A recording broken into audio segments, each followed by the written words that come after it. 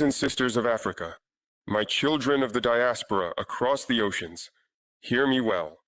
Today I raise my voice not against a nation, but against a system that has learned to disguise chains as medals. Tanzania has declared a 98% victory. Some will call it stability. Others will call it pride. But I call it a warning to every African heart that still beats for freedom.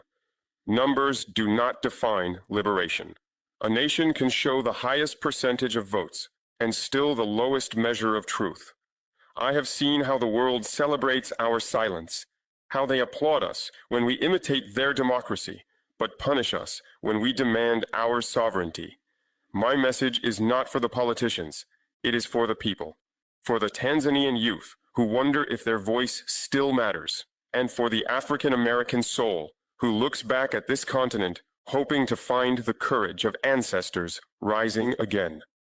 We must learn to question what they tell us to accept. When 98% becomes a symbol of perfection, beware, because perfection in politics often hides the smell of fear. The destiny of Africa cannot be built on applause for numbers. It must be built on justice, on dignity, on the power of a people who choose truth over illusion. Tanzania is not alone. What happened there reflects what threatens every African land that forgets to listen to its own heartbeat. I speak today not as a president standing behind walls of power, but as a soldier of the African spirit. I speak as a son of this soil, the same soil that gave birth to Nyerere, Sankara, Lumumba, and every dreamer who dared to say Africa belongs to Africans. When I look at Tanzania, I see a land of history, of peace, of promise. I remember Julius Nyerere, who spoke of self-reliance and unity long before many of us could walk. He believed that Africa's liberation was not complete until every nation stood on its own feet. Yet today, decades later, we see elections celebrated as spectacles, where the percentage of victory becomes more important than the percentage of honesty. I do not attack the Tanzanian people. I honor them.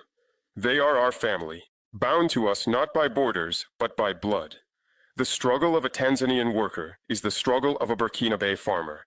The tears of one African mother are the tears of us all. But I must ask, and the world must ask, how can we call ourselves free if our people cannot truly choose? They tell us Africa is developing. They show tall buildings, highways, and conferences. Yet in the villages, hunger still walks barefoot. In the cities,